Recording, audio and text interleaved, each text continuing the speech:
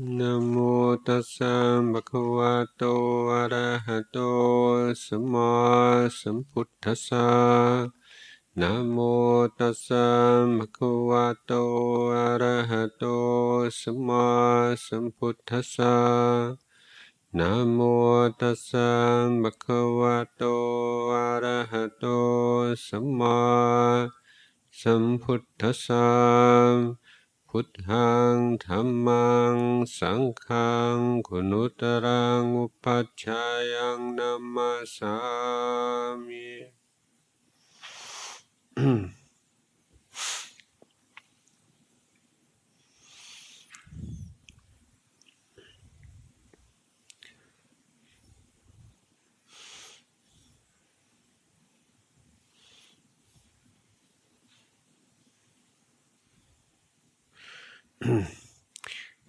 It's always surprised me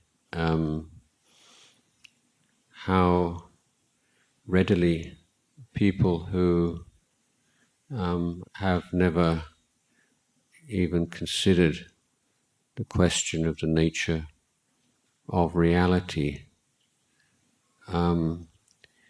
believe that they know what it is.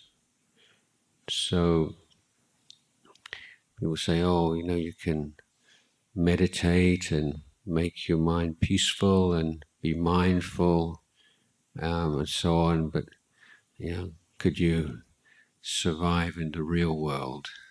So as if they knew what the real world is. So from my point of view, it's completely the other way around. I think,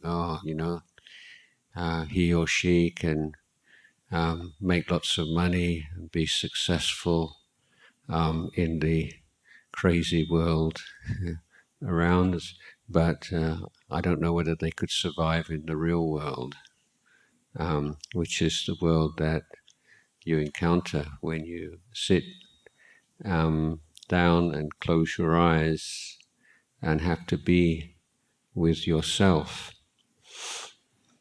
One of the great European philosophers, the Frenchman Pascal, famously said that all of mankind's problems are because he's unable to be alone with himself in a room. And for all of those, many people who can see absolutely no reason why a sane human being should choose to get up early in the morning and sit with their legs crossed and their eyes closed for hours a day, and see no importance or value in spiritual cultivation. I've said, well, I challenge you to spend a day in a room alone without any devices and without any entertainments and without going to sleep. Can you do it? Very, very difficult. But that's the real world, isn't it? I mean, that's much more real than tuning into an electronic device and being taken away by pixels on the screen. So one of the first things that we can observe about the Buddha's teachings is that the Buddha doesn't start off with big metaphysical statements about the nature of reality and the Godhead and all these kinds of mystical terms which are impossible to understand or verify. But the Buddha starts off with some basic statements about life as anyone can recognize. The Buddha is pointing to the fact that having been born, then we are subject to old age, sickness, death. that sooner or later we will be separated from everything and everyone we love. So these are very basic, kind of blunt statements of truths that no one can deny. But the Buddha is saying that peace and true liberation is possible in our lives only when we are willing to stop and look at the simple truths of life. They're very complex, philosophical propositions about existence we can put to one side. But learn how to stop and to look. So one of the two of the main technical terms that meditators in this tradition are familiar with are samatha and vipassana, are usually translated as calm or tranquility and insight. And there has been a long debate about the relationship between these two states and these two practices. But all I'd like to say on this topic right now is that a very simple way of looking at these two terms is to say that samatha means to stop and vipassana means to look. So the Buddha is teaching us to develop the skills to stop and to look.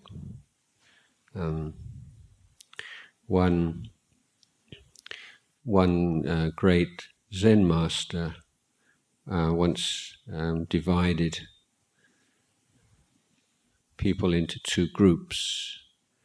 He said those who use time and those who are used by time.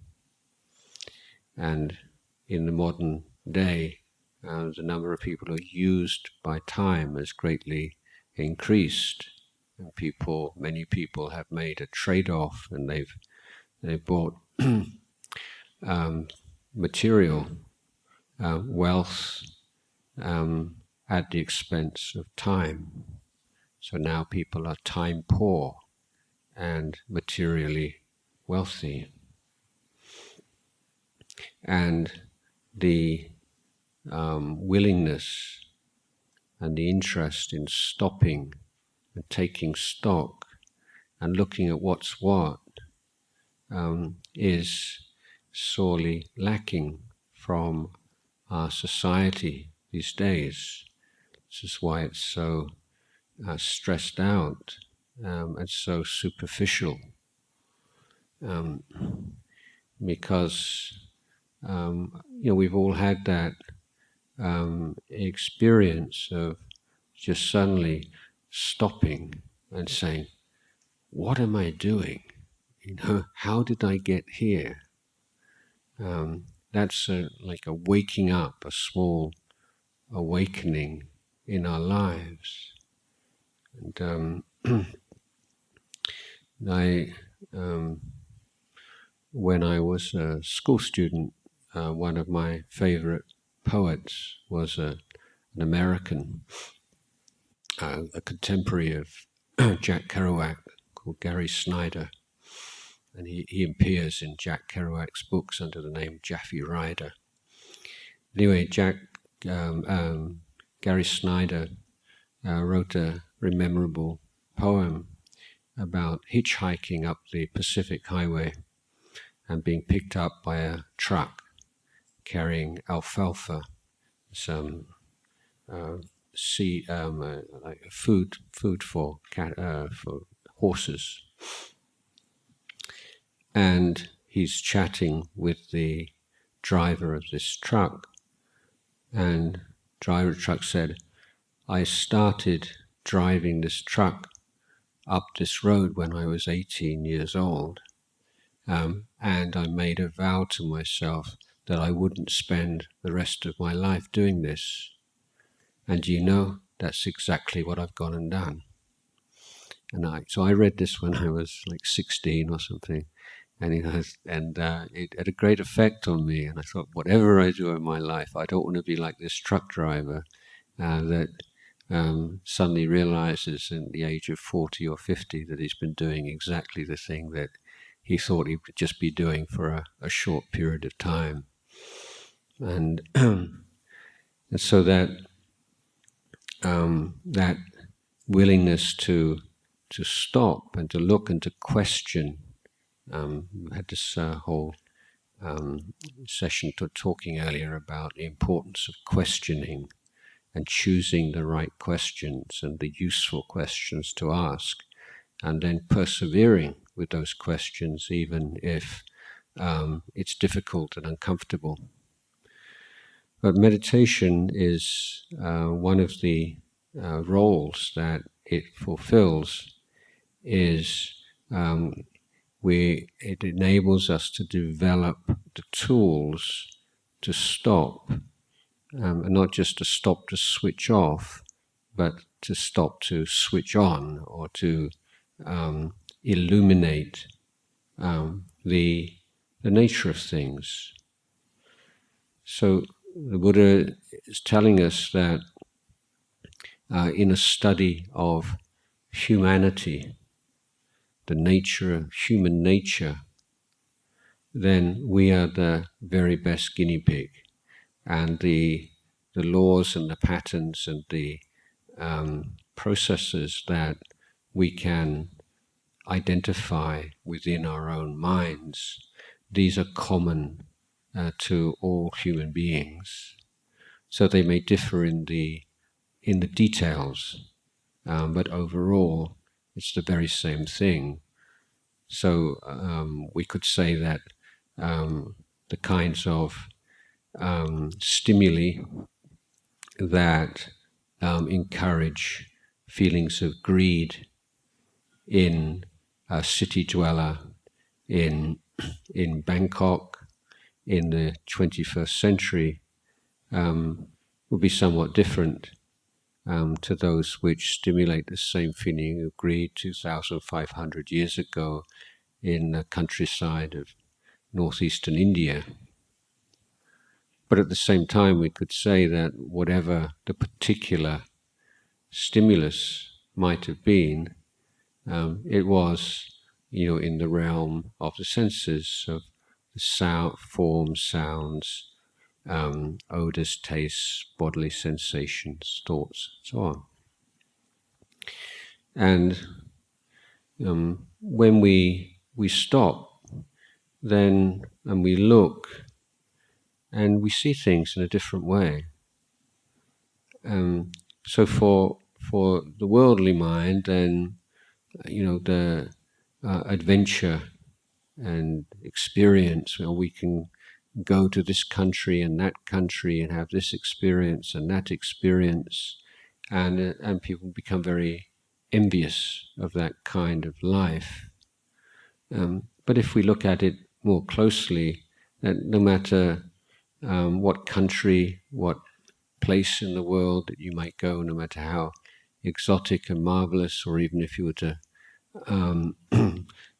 go in one of Mr. Musk's spacecrafts and go to another planet even, all that you would ever be able to experience are forms visible to the eye, sounds audible to the ear, odors recognizable by the nose, tastes by the mouth, the tongue, physical sensations, and mental states.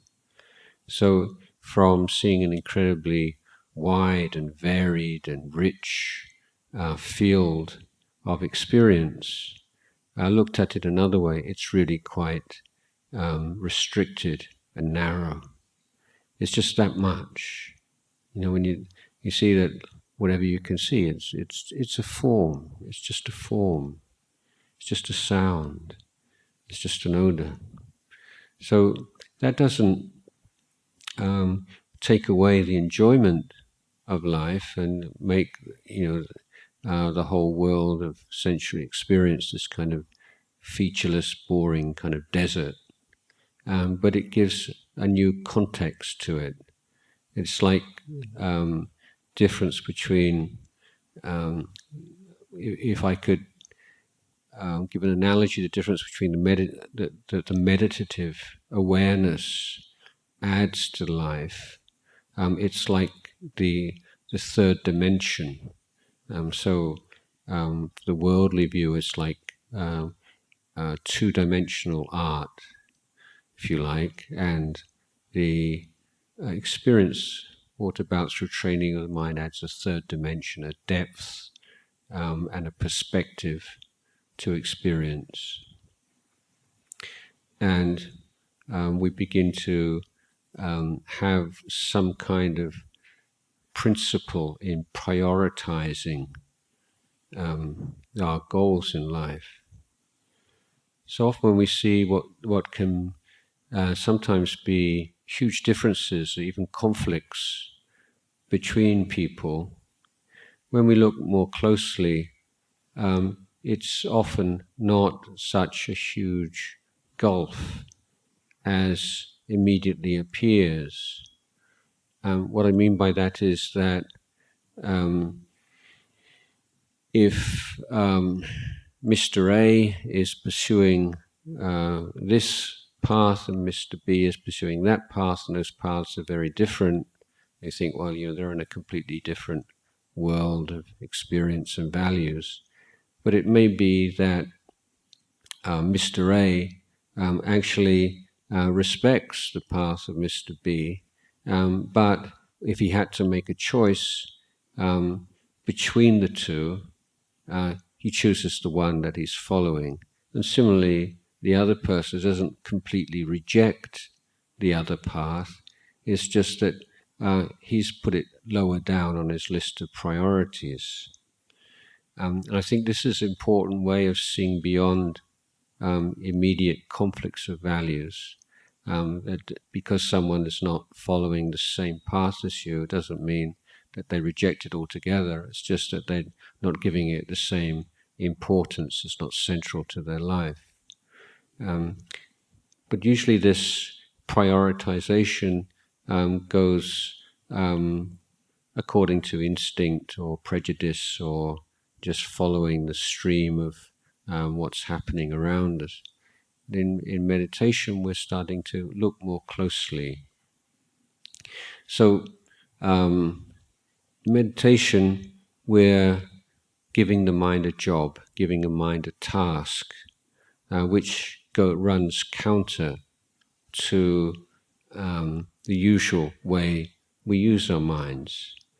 And the initial value of doing so is that it illuminates the processes of the mind.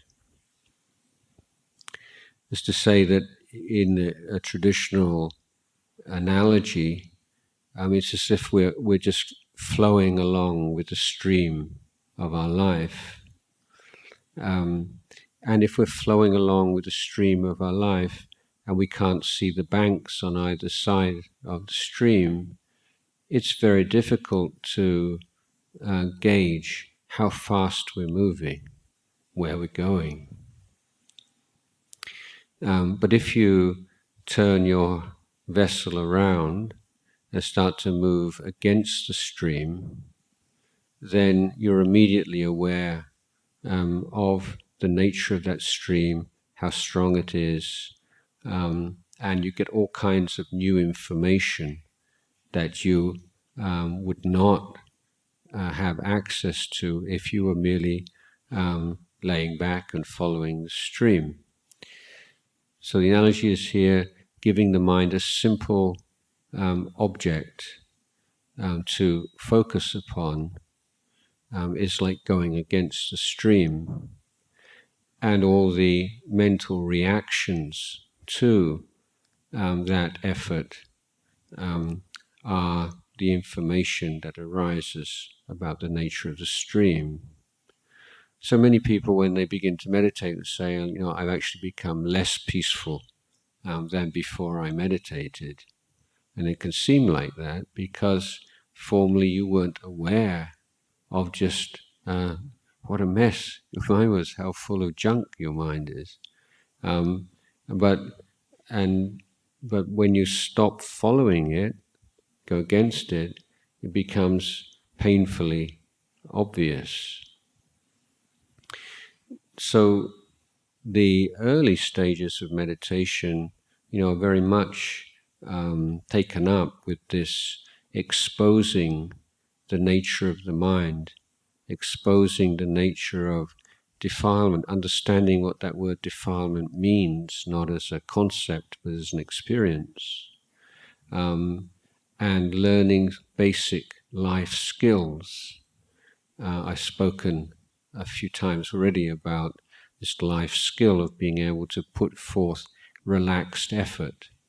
Most of us know how to put forth effort. Got some work to do, grit your teeth, be disciplined, get on with it, get it done. That's one useful skill, but it also brings with it a lot of stress and tension, and sense of self tends to become very strong. And then after we finish that burst of effort, then we usually feel like we deserve kind of reward or relaxation, and we go to the other extreme. So in meditation, we're trying to establish a new kind of paradigm, a new kind of way of approaching work, whatever kind of work it may be, not necessarily spiritual work, but one in which there are the best elements of effort and the best elements of relaxation combined. Now, when we try to be mindful of the breathing, then we have a very efficient feedback system, because if you put too much effort into attending to the breath, then the breath becomes unnatural and you start to develop some constriction in your chest or headache, and it doesn't work. If you become too relaxed, then either the mind goes off into daydreams, or you get sleepy and dull, or even fall asleep. So here our goal is to be able to develop relaxed effort, and the breath is giving us immediate feedback as to how well we're doing. And when we have got that relaxed effort, we can't just assume that we've got this worked out now, because of the special nature of the breath. The breath is not a stable, fixed object. The breath is changing, and the breath becomes more subtle as we pay more attention to it. And so that balance of effort and relaxation has to be constantly tweaked or calibrated or slightly adjusted. Otherwise, the object goes out of focus, and again, we drift into dullness or into one of the other mental defilements. So this is the particular challenge of the breath, in that the breath is changed by our attention to it, and we can't simply sort of tune in to the breath frequency and then go on to automatic pilot, because then we lose the mindfulness. So there has to be that alertness and wakefulness of mind, and that interest in the object. And this is the skill and the art of meditation. Now, another famous 20th century quote, mankind cannot stand very much reality. And this is one of the oft repeated pieces of wisdom but as in most Western sayings, it's based upon an idea of the human being as fixed and the unenlightened state as being the natural and inevitable state of the human mind.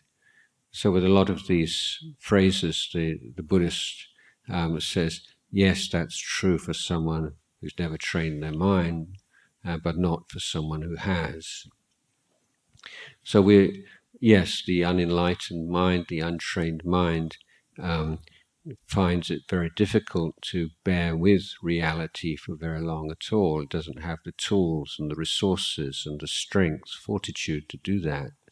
But we can, through this practice of meditation, we're increasing our capacity to be with whatever may appear. But in the beginning, in meditation, we notice all the ways in which we have developed strategies and habits of turning away from reality. So for many people, when life and when experience becomes unpleasant, then sensual pleasure is the immediate refuge, whether it's sex or food or shopping or movies or entertainments or some kind of strong, pleasant, sensual rush to make us forget or allow us to forget our discomfort. And drugs of all kinds, alcohol, play an important part in this, of course. So this is the natural, instinctive response or reaction to suffering in our lives. And it's, as I say, it's one of those strategies which is so natural and so instinctive that very few people would even recognize it as a dukkha or a suffering avoidance strategy at all. It's just, it's promoted and it's a very positive thing, sort of a love of life. And I used to, when I used to go back to the West quite infrequently, every 2 or 3 years, one of the things I really like to do is go to bookshops, but I like to read the back pages, the blurbs and the praise that they give books, because it's like a snapshot of the value system of the culture, and what words they use to praise books. It changes over the course of time. So I noticed, for instance, after I've been a few years as a monk, and I go back, and in England, like a book, a word that would be used to praise a book is irreverent. That's like a sort of a very positive term. This is an irreverent look at something or other. And then disturbing became a very positive word for a while. This is a very disturbing book, like buy it, it's disturbing. So we have all these kind of weird ideas about what is attractive, but the one that I found really weird, the most weird, is life affirming. This was a very big one. This is a life affirming book. Well, what does that mean? Why does life need affirming? I mean, it's already here. And so you have these. It's only when you stop and you look and you think, what does that actually mean? Life affirming. It means that life is okay, or life is a good thing, or it's better than what? As they say, okay, life affirming, life's better than death. Yeah, well, probably everyone would agree with that already. Anyway, something of a digression, but I think that when we see like life affirming, probably a Buddhist way of saying it's like samsara affirming, or basically that the sensual world is a good thing, and passion is a good thing, and so we're returning to this idea of ditthi and underlying views, and there are this kind of view that a life devoted to the senses is inevitably one of ups and downs, and the ups outnumber the downs, and because you have the downs, you have the ups. And so if you want the ups, you have to put up with the downs. And these kinds of ideas that underlie modern culture. We need to stop and look at them and see whether or not, in fact, they make any sense. So what's the Buddhist attitude to all these things? Well, the Buddha recognized, there are things which are pleasant and agreeable in the world, and if there wasn't, then nobody would become attached to them. But that these things should not become refuges, or should not become escapes or crutches, or things that allow us to close our eyes to the true nature of things, because ultimately the true happiness and peace comes from understanding. And to understand something, you have to be willing to look at it, not just the aspects that are enjoyable, but the whole package, the whole thing. And so with the body, it's just saying, don't just look and become obsessed with the attractive elements of the body, but try to see the body as it is. So we look at the body, there are certain aspects that are immediately attractive and interesting, and there are other aspects of the body which produce no emotion at all, and there are other parts of the body which we find kind of disgusting. The body is a complex thing. It has attractive, unattractive elements to it. But the Buddha is pointing out that we try to censor the unattractive elements and hold on to and focus exclusively on the attractive elements, and that's a distorted vision of the body. So we need to develop the ability to look more closely and develop a more comprehensive and a more mature understanding of the nature of our bodies and other bodies. So the meditation is this first few steps into the water, if you like, of developing the ability to see things clearly.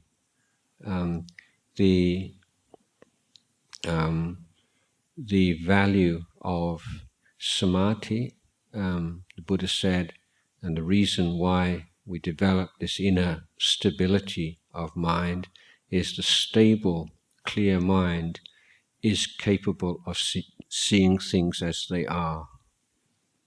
So the untrained mind is one of its weaknesses is that there is an automatic, unconscious reaction to phenomena, both external and internal, which comprises of a movement towards and a grasping at phenomena, or a pushing them away.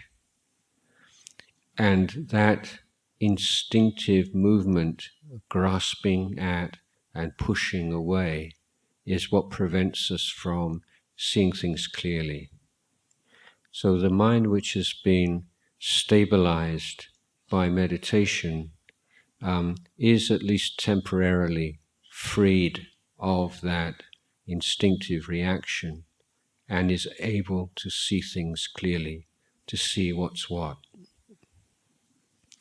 Initially, as I say, we're we're observing what happens when we put the mind on the spot. So usually the mind gets bored because we're giving it a unexciting job. Look at the breath. This is not exciting in any way. So after a while, you get bored. Then what does the mind do? What does the mind do when it's not happy, it's not content, where it feels uncomfortable? Does it go off and search for memories of the past? Does it go off into fantasy mode? Is it thinking? What does this mind like to think about when it's distracting, when it's looking for distraction? Because whatever it might be, whether it's sexual, sensual, whether it's thinking about music or movies or politics or sports or family or whatever, the common denominator is that we seek to think about something that gives us this kind of warm glow. This is kind of just pleasant feeling. And that's the hook. So when the mind wanders off, then and we bring it back. One of the reasons this doesn't work so well is that we think we're bringing the mind back from this kind of thought or this kind of memory, and that's basically it. The mind is too interested in those things. That's not wrong, but what we also need to recognize, observe, is that pleasure that we're taking in the distraction. Because if there's still that satisfaction and that interest and that desire for that small pleasure of distraction, then the mind will go back for more. That's the addiction. It's not the addiction to the particular thought, or the particular imagination. It's the feeling that it provides. So don't be simply aware of the content of the distraction, but also the tone of it and the pleasure that you're taking in it.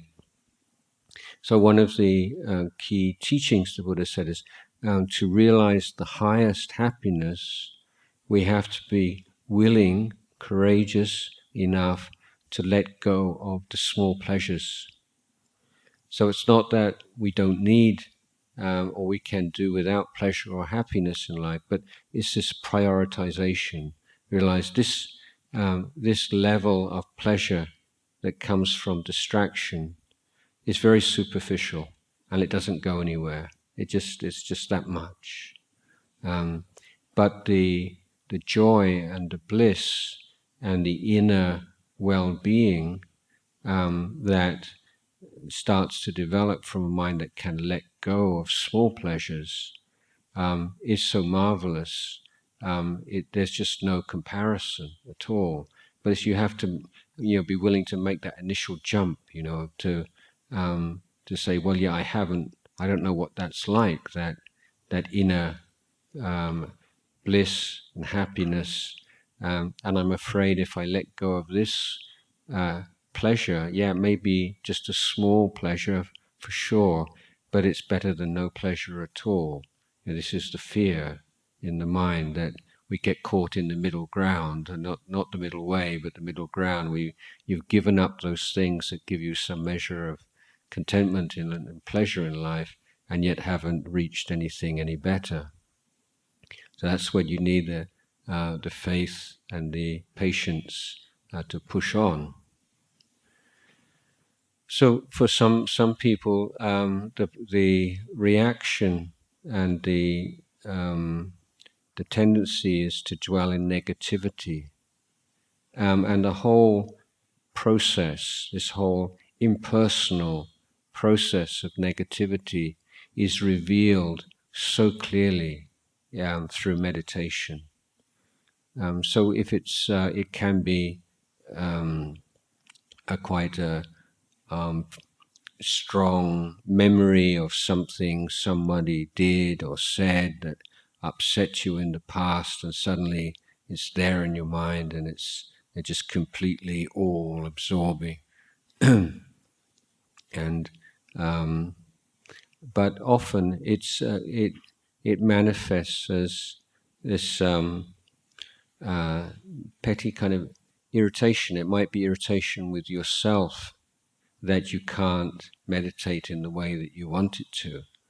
But often it's this fault-finding mind that is revealed, and you find yourself irrationally irritated by the way the person next to you gets up or sits down or moves or coughs or opens the door or closes the door. It's too hot or it's too cold or it's too stuffy or it's too this, and this whole fault-finding machine suddenly cranks up, and because it's suddenly appeared because you're trying to focus on the breath or on an object, the whole the humor of it and the ridiculousness of it becomes very clear. This one, it's just so obviously conditioned by your present activity. You see, usually when we get negative about people and situations, it always seems like we're being kind of smart and observant, doesn't it?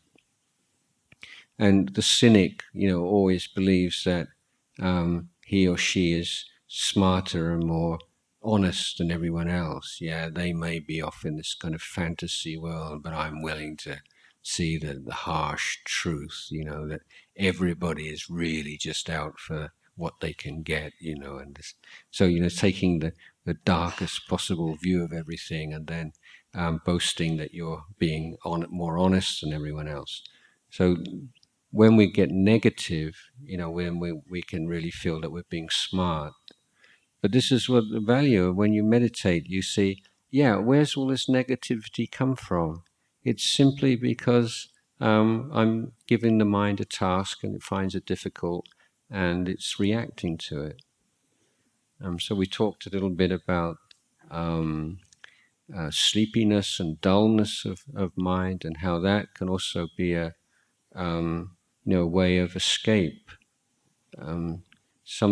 Often people have this very, they're very, the way that dullness manifests is that often the quality and intensity of mindfulness starts to taper away, just as like if you're playing sport and towards the end of the game you start to get tired and make mistakes. Similarly, in meditation, if you're not trained the mindfulness very well, as time goes on, it becomes harder and harder to maintain the mindfulness, and mistakes and distractions occur, and then dullness can set in. But there's also, some people, there's almost the moment they sit, very short period, they start to nod or to go into a blank and dark state. So there are some different reasons for this, but one is that it's an almost automatic switch mechanism.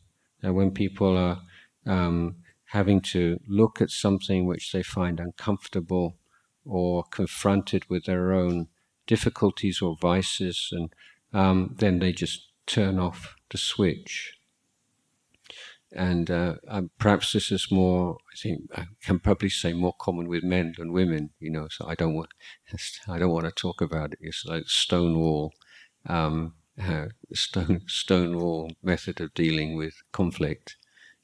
Shut up. And so men do this more than women, I think, generally. But this can occur in meditation. You just shut up, and the shut up manifests in meditation as as going into a dull state or falling asleep. So agitation, where the mind just rushes around like a crazy monkey, not just an ordinary monkey, but a crazy monkey, that becomes very clear, and often it's a sign of leading a very imbalanced life, and one which is just giving your brain too much to do, and the brain is just squealing, just I can't handle this, it's too much, and it's just running around. But there's also another aspect of this, and this is the worry mind and the guilty mind, and the mind is just going over and over and over and over again about mistakes we've made and things we've done that we shouldn't have done and things we shouldn't have done that we do. And talking about like cultural differences again, when I go home, I usually once sit with all my family. Always mostly movie buffs. So I sit and they sort of choose a movie that's appropriate for a monk to watch, or something it's like not, and so it's like a family thing, and. So I feel like an anthropologist when I watch like movies, because things that I notice are not the same things other people. So I found that when someone writing a movie script, when they want to tell the viewer that this is a good person, one of the very simplest and shorthand ways they do this is that they have the hero or the heroine feel bad about something that went wrong, even though it wasn't their fault. So somebody's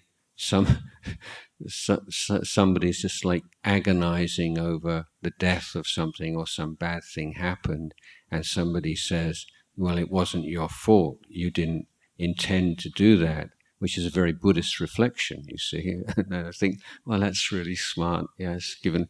And then the person just sort of shrugs it off, but no, I'm a noble. He doesn't actually say this, but I'm the hero. I've got to feel bad about these things. So I really this kind of fetishization of guilt, and feeling guilty about things means you're a good person, and in Buddhism this is not the case. Dwelling and indulging in feelings of guilt is considered stupid, basically. And self-destructive.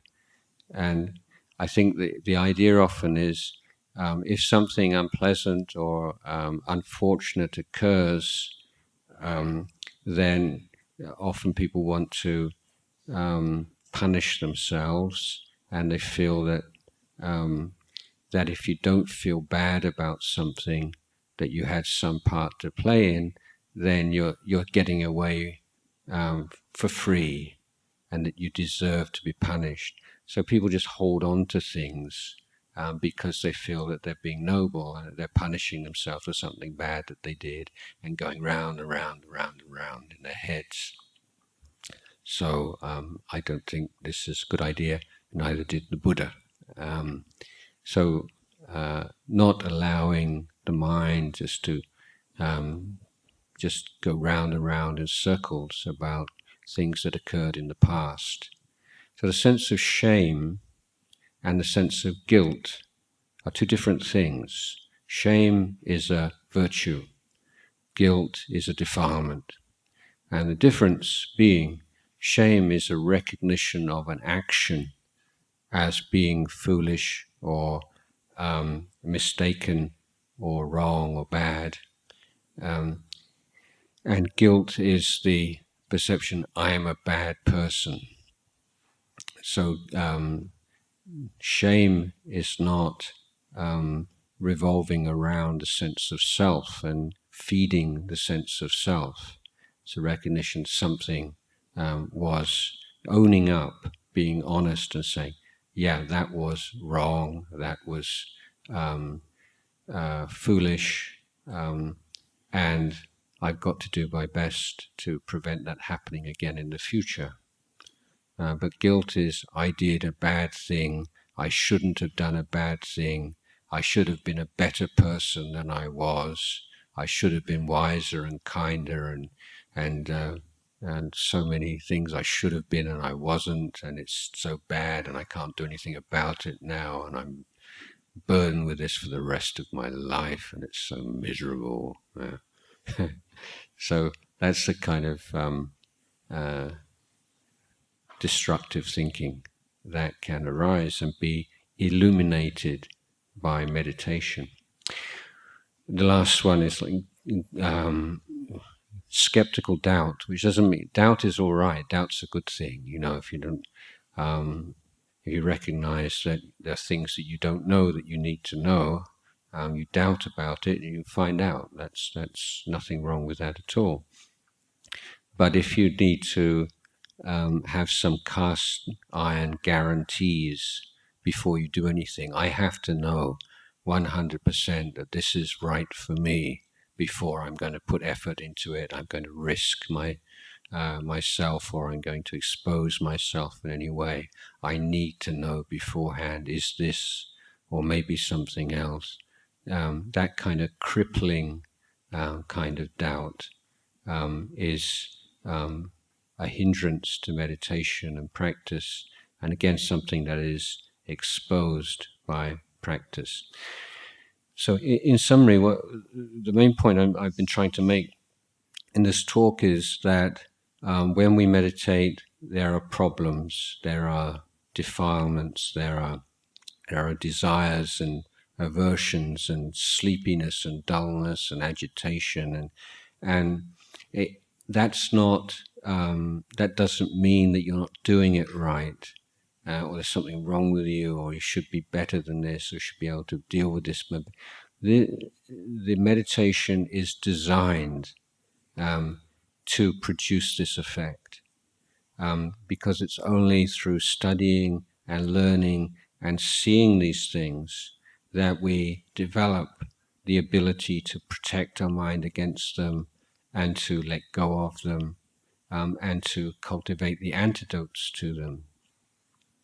So don't get this idea of a good meditation or a bad meditation, and a good meditation means you don't have any problems. It's nice, obviously, it's preferable.